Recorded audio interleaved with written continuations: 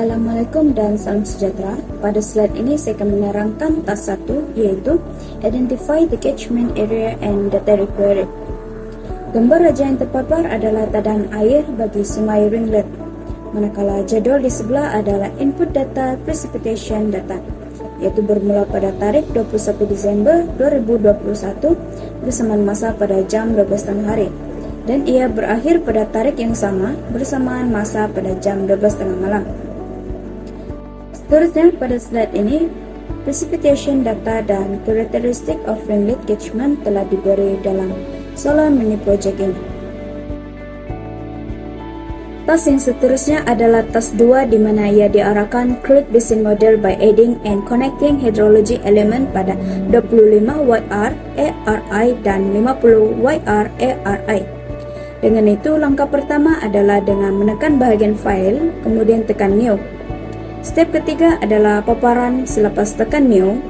Teruskan dengan menambahkan file project, meletakkan description, menentukan location file, dan memastikan default unit system adalah metric.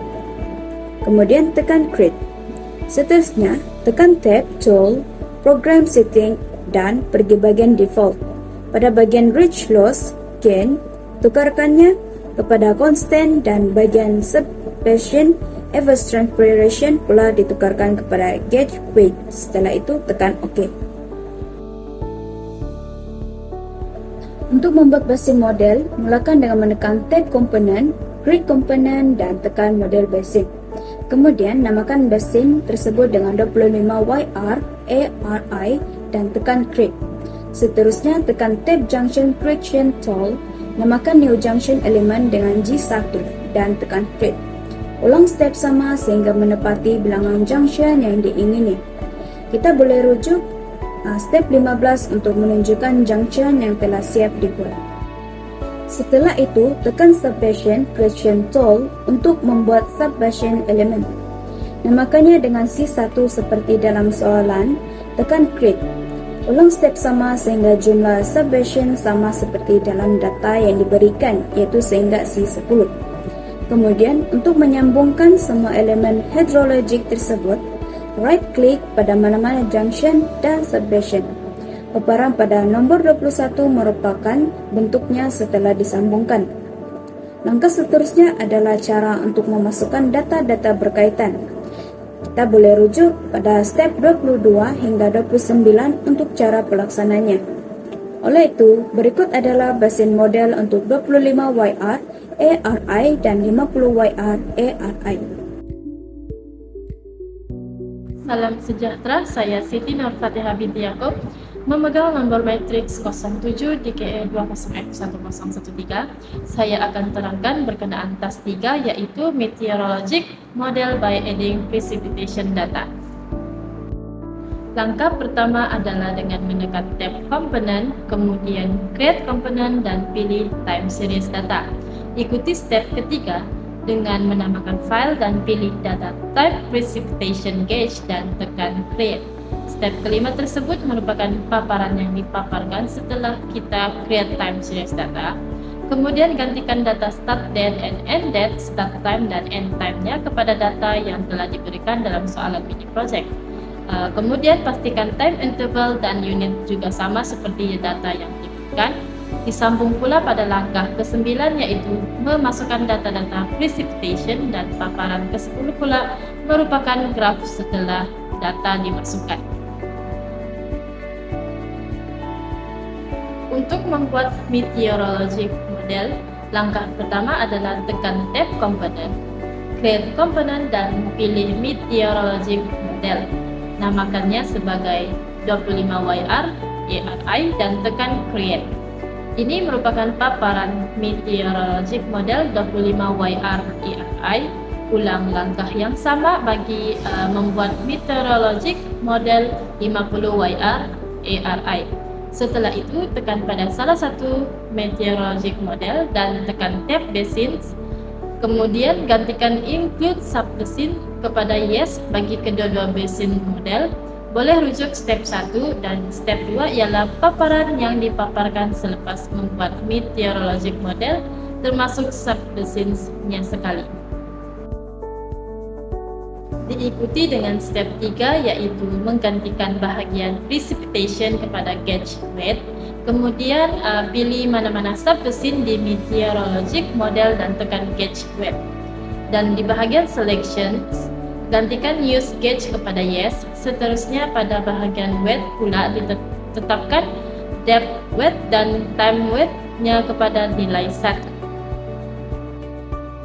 Untuk task 4, combine a basin model, meteorologic model, control specification to create simulation.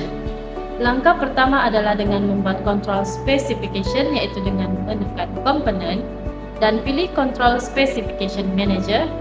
Step nomor 2 adalah paparan yang keluar dan tekan new, namakannya kepada Desember 21, description 21 Desember 2021.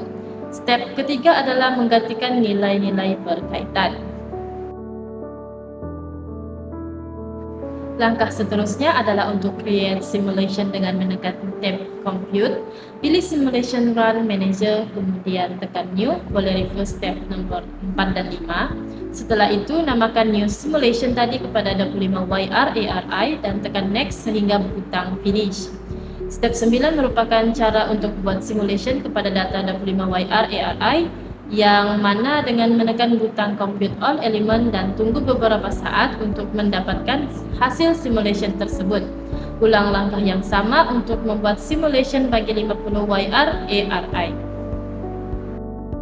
Step 11 ini adalah cara-cara untuk kita tengok hasil simulation tadi, yaitu dengan menekan butang results dan tekan salah satu simulation run antara 25 YR ARI atau 50 YR ARI. Step 13 merupakan paparan yang dipaparkan setelah step 12, dan gambar-gambar yang tertera berikut merupakan salah satu graf bagi submesin dan global summary bagi run 25 YR ARI. Nama saya Alessandra Mary Mitchell, bernomor matriks 07DKE20F1041. Saya akan menerangkan tentang task 5, yaitu keputusan draft dan ringkasan jadwal. Pertama sekali, saya akan menerangkan tentang 25-year ARI. Seperti yang kita nampak, ini adalah graf bagi 25-year ARI, di mana pada bagian atas mewakili kedalaman dalam mm dan bagian bawah mewakili aliran dalam cms.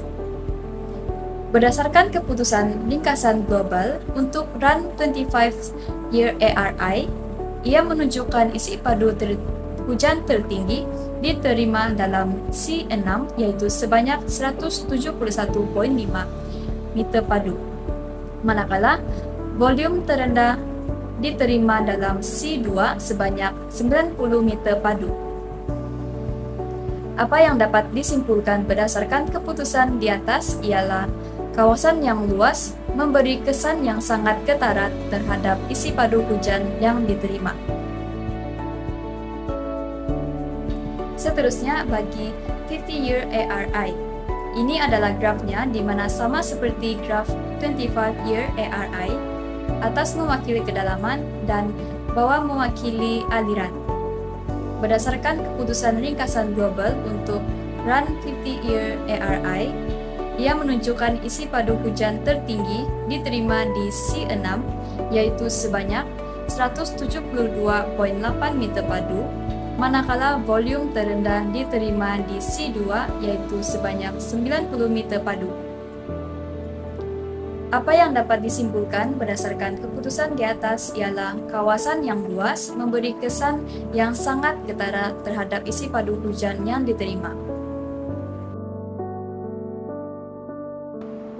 Saya akan menerangkan task 6, yaitu kegunaan, kepentingan, dan impak perubahan iklim terhadap hydrograph. Hydrograph mempunyai beberapa kegunaan, yaitu memasukkan data tentang potensi magnitude dan kekerapan banjir, memaparkan maklumat paras air dari semasa ke semasa, serta menunjukkan perubahan temporal dalam aliran. Selain itu, hydrograph juga bertujuan untuk menunjukkan pemerhatian paras air dan ramalan secara visual pada satu grafik. Hydrograph biasa digunakan dalam reka bentuk pembentungan serta meramal kesan kerpasan terhadap aliran sungai. Bagi kepentingan hidrograf pula, saya mendapati bahwa hidrograf ialah graf yang menunjukkan kadar aliran berbanding massa melepasi titik tertentu dalam sungai, saluran atau aliran pembawa konduit. Hidrograf penting untuk memasukkan data mengenai potensi magnitude dan kekerapan banjir. Oleh itu, hidrograf adalah cara penting untuk menguruskan sungai dan lembangan saliran. Hidrograf membantu kita memahami corak pelepasan lembangan saliran tertentu. Selain itu, hidrograf memaparkan maklumat paras air dan meramalkan banjir dengan memerhati paras air semasa hujan. Soalan terakhir dalam tas 6 ialah impak perubahan iklim terhadap hidrograf. Impak yang pertama ialah keamatan hujan. Keamatan hujan akan menjejaskan air larian jika lebih besar daripada kadar penyusupan tanah. Ini karena intensitas hujan yang tinggi menghasilkan air larian yang lebih tinggi. Seterusnya ialah suhu. Suhu tinggi memberi kesan buruk terhadap kawasan tadahan air karena kemungkinan kehilangan air adalah tinggi sehingga mengalami kemarau. Impak lainnya ialah tempo hujan. Tempo hujan adalah berkaitan dengan isi padu air larian karena kadar penyusupan tanah berkurangan dengan tempo hujan. Keamatan hujan yang sederhana malah mengakibatkan jumlah air larian yang banyak jika temponya lebih lama. Bagi arah angin berlaku pula jika arah angin semasa adalah sama dengan sistem perparitan, ia mengakibatkan puncak rendah. Ribut yang bergerak ke arah cerun sungai menghasilkan puncak yang lebih tinggi dalam tempo yang lebih singkat daripada ribut yang bergerak ke arah yang bertentangan. Impak yang terakhir ialah jenis-jenis kerpasan. Jenis kerpasan mempunyai kesan yang besar terhadap air larian. Apabila kerpasan berlaku dalam bentuk hujan, ia akan segera bermula sebagai larian permukaan bergantung kepada intensitas hujan. Itu sahaja daripada kumpulan kami. Sekian dan terima kasih.